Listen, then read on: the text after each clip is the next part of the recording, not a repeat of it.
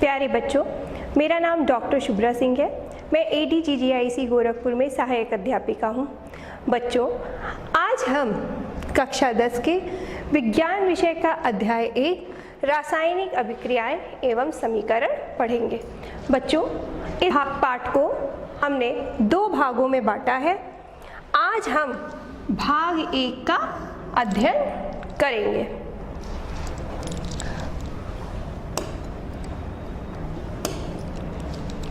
बच्चों, इस भाग में जो चर्चा के बिंदु है वो इस प्रकार है। रासायनिक समीकरण, इसमें हम रासायनिक समीकरण को लिखना सीखेंगे और साथ ही साथ रासायनिक समीकरणों को संतुलित करना सीखेंगे और यह भी जानेंगे कि संतुलित रासायनिक समीकरण का क्या महत्व है, हम उसको क्यों संतुलित करते हैं। बच्चों, आपने अपने घर में देखा होगा कि अगर आपने दूध बहुत देर के लिए खुला छोड़ दिया है, उसको गर्म नहीं किया, तो क्या होता है, कुछ घंटों बाद वो फट जाता है। इसी प्रकार आपने अगर दूध में जामन डाल दिया तो क्या दही बन जाती है। इसी तरह अगर आप अंगूर को बहुत दिनों तक खुला छोड़ दीजिए तो उसमें किण्वन की क्रिया हो जाती है। इन सभी उदाहरण में आपने एक चीज़ देखी कि पदार्थ की जो प्रारंभिक अवस्था है उसमें परिवर्तन हो जाता है। जैसे दूध पहले ही कैसे दिखता था और जब वो फट गया तो किस प्रकार दिख रहा है। तो यहाँ पे जो पदार्थ की प्रारंभिक अवस्था है उसमें परिवर्तन हो गया है। बच्चों, परिवर्तन जो है वो 2 प्रकार के होते हैं। पहला है भौतिक परिवर्तन और दूसरा है रासायनिक परिवर्तन। अब देखिए, भौतिक परिवर्तन क्या होता है।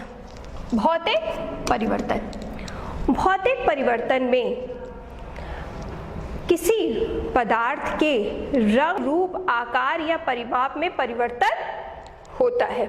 जैसे अगर कांच का ग्लास है वो आपके हाथ से छूट जाए, गिर जाए, तो क्या होता है, टूट जाएगा, वो छोटे छोटे टुकड़ों में विभक्त हो जाएगा।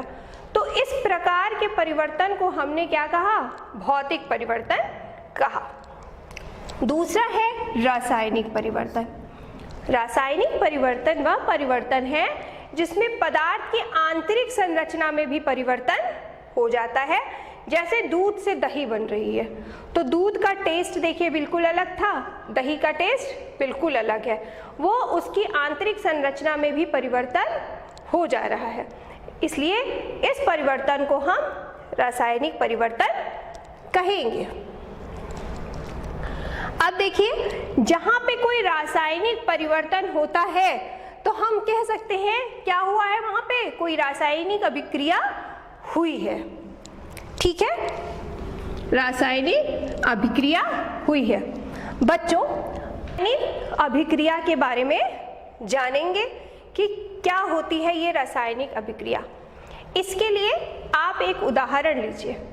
आप मैग्नीशियम रिबन लीजिए और जब मैग्नीशियम रिबन को वायु की उपस्थिति में जलाते हैं, मैग्नीशियम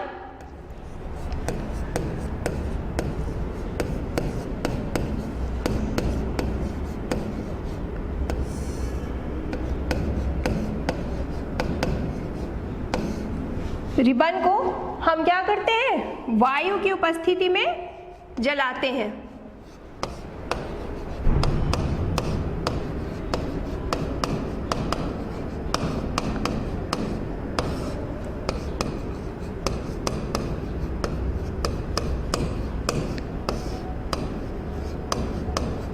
तो हमें क्या प्राप्त होता है, तो हमें सफेद रंग की राख प्राप्त होती है।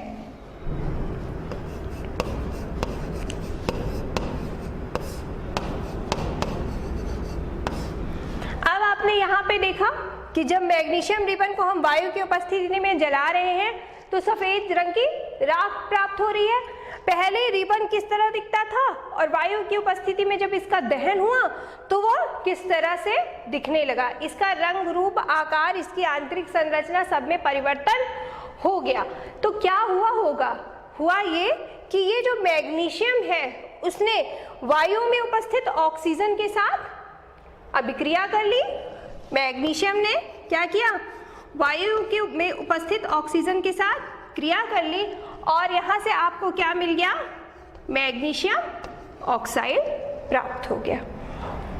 तो बच्चों इसको हम कहते हैं रासायनिक अभिक्रिया मैग्नीशियम में हो रही है वायु की उपस्थिति में।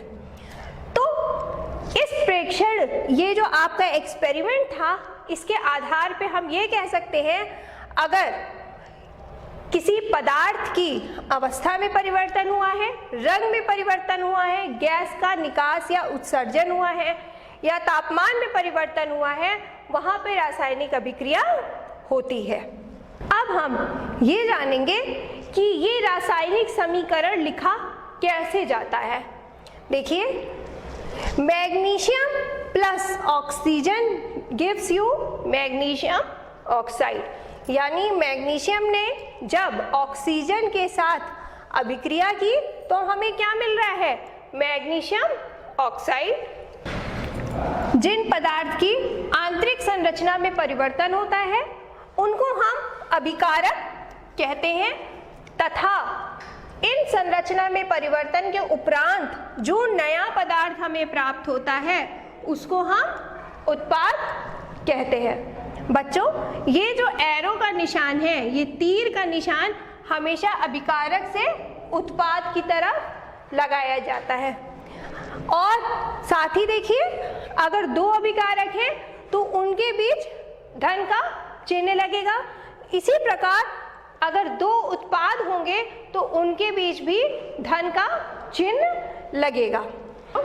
इस प्रकार देखिए, हमने जो पहले लिखा हुआ था मैग्नीशियम प्लस ऑक्सीजन, आपको इससे क्या प्राप्त हो रहा है, आपको इससे मैग्नीशियम ऑक्साइड की प्राप्ति हो रही है। लेकिन इस तरीके से शब्दों में समीकरण को लिखना बहुत कठिन है और वो बहुत बड़ा हो जाएगा लिखने से, इसलिए हम क्या करते हैं, प्रतीकों का इस्तेमाल करते हैं। ये देखिए, क्योंकि इस मैग्नीशियम के लिए क्या प्रतीक है, Mg है, ऑक्सीजन के लिए O है। इस तरह दोनों ने जब आपस में क्रिया की तो क्या प्राप्त हुआ, हमें MgO प्राप्त हुआ, यानी मैग्नीशियम ऑक्साइड मिला। अब इसमें समझिए, मैग्नीशियम और ऑक्सीजन क्या है, अभिकारक है।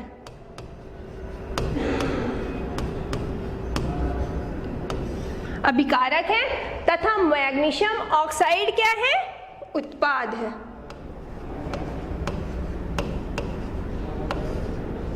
उत्पाद है।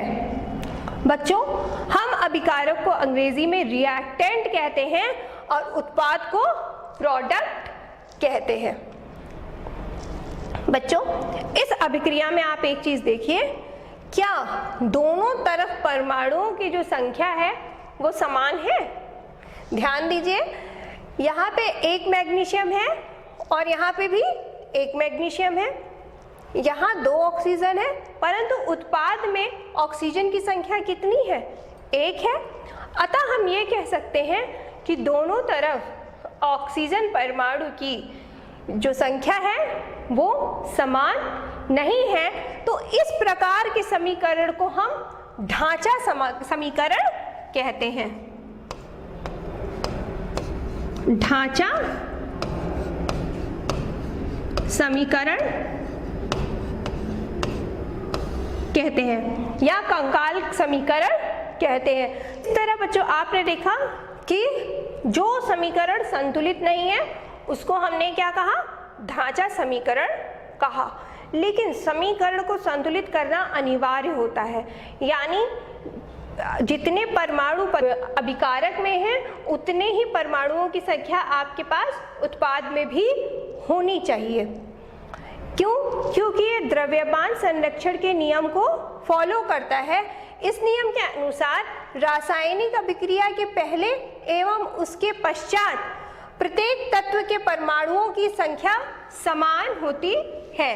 परमाणुओं की संख्या समान होती है। और हमने क्या देखा था, उसमें मैग्नीशियम ऑक्साइड के केस में हमने क्या देखा था कि ऑक्सीजन के परमाणु की संख्या अभिकारक में और उत्पाद में अलग अलग थी, अतः वह समीकरण संतुलित नहीं था, वह संतुलित करना अनिवार्य है क्योंकि यहाँ पे द्रव्यमान संरक्षण के नियम को वो फुलफिल नहीं कर रहा है। बच्चों, उदाहरण के तौर पे इस समीकरण को देखिए, जिंक की जब अभिक्रिया सल्फ्यूरिक एसिड के साथ होती है तो जिंक सल्फेट और हाइड्रोजन मिलता है। अब आप यहाँ पे देखिए, क्या यह संतुलित समीकरण है? तो इसके लिए हम क्या करेंगे, हम अभिकारक में और उत्पाद में तत्वों की संख्या की गणना करेंगे। सबसे पहले हम जिंक को लेते हैं। देखिए, अभिकारक में जिंक कितना है की संख्या 1 है और उत्पाद में भी जिंक की संख्या 1 ही है। ऐसे ही हाइड्रोजन, देखिए हाइड्रोजन जो है वो अभिकारक में कितनी है, 2 है और उत्पाद में भी हाइड्रोजन परमाणुओं की संख्या कितनी दिख रही है, 2 दिख रही है। जो अभिकारक की तरफ सल्फर की संख्या कितनी है, 1 है और उत्पाद में सल्फर की संख्या कितनी है, वो भी 1 है। इसी प्रकार आप देखिए, अभिकारक में ऑक्सीजन की संख्या कितनी आ रही है, 4 और उत्पाद में भी ऑक्सीजन तत्व की संख्या कितनी है, 4 है। ऑक्सीजन तत्व के परमाणुओं की संख्या कितनी है, 4 है। अतः आप यहाँ पे देख सकते हैं कि अभिकारक और उत्पाद में जो तत्वों के परमाणु की संख्या है वह बराबर है। अतः ये समीकरण कैसा समीकरण है, संतुलित समीकरण है। बच्चों, अब हम समीकरण को संतुलित करना सीखेंगे। हम एक अभिक्रिया लेते हैं और उसको संतुलित करते हैं। अभिक्रिया में हमने ये अभिक्रिया ली, Fe plus H2O gives you Fe3O4 plus H2। अब यह एक संतुलित समीकरण नहीं है क्योंकि अगर आप यहाँ परमाणुओं की संख्या देखेंगे तत्वों के तो वह भिन्न भिन्न है। ठीक है, तो यह संतुलित समीकरण नहीं है। इसको संतुलित करने के लिए हम कुछ चरणबद्ध तरीके से इसको संतुलित करेंगे। सबसे पहले हम समीकरण को संतुलित करने के लिए सूत्र के चारों तरफ हम बॉक्स बना लेंगे, जैसे ये Fe plus H2O gives you Fe3O4 और ये आ गया H2। बॉक्स बनाने के बाद हम एक तालिका बनाएंगे जिसमें हम तत्व हैं उनकी संख्या अभिकारक में कितनी है, उनके परमाणुओं की संख्या उत्पाद में कितनी है, ये चीज लिखेंगे। जैसे हम लिखेंगे ये तत्व है आयरन Fe देखिए अभिकारक में Fe की संख्या कितनी है, 1 है, तो हम 1 लिखेंगे। यही उत्पाद है, ये उत्पाद में Fe की संख्या कितनी दिख रही है, 3 दिख रही है, अतः हम यहाँ पे क्या लिखेंगे, 3 लिखेंगे। इसी तरह आप हाइड्रोजन में देखिए, हाइड्रोजन में अब जो अभिकारकों में परमाणुओं की संख्या है वह कितनी है, हाइड्रोजन की 2 है, लेकिन उत्पाद में कितनी है हाइड्रोजन के परमाणुओं की संख्या, वह भी 2 है। ऑक्सीजन में देखिए अभिकारक जो है उसमें ऑक्सीजन परमाणु की संख्या कितनी है, 1 है, परंतु उत्पाद में ऑक्सीजन परमाणुओं की संख्या कितनी दिख रही है आपको, 4 दिख रही है। अब हम इस समीकरण को अगले चरण में किस प्रकार संतुलित करते हैं, ये देखिए। बच्चों यहाँ पे देखिए, अब हम अगले चरण में हाइड्रोजन के परमाणुओं को संतुलित करेंगे। तो इस समीकरण के अनुसार जो अभिकारक में हाइड्रोजन परमाणु की संख्या है वो कितनी है, 4 × 2 यानी 8 है, और उत्पाद में कितनी है, 2 है। इसको हम इस तालिका में लिख लेंगे।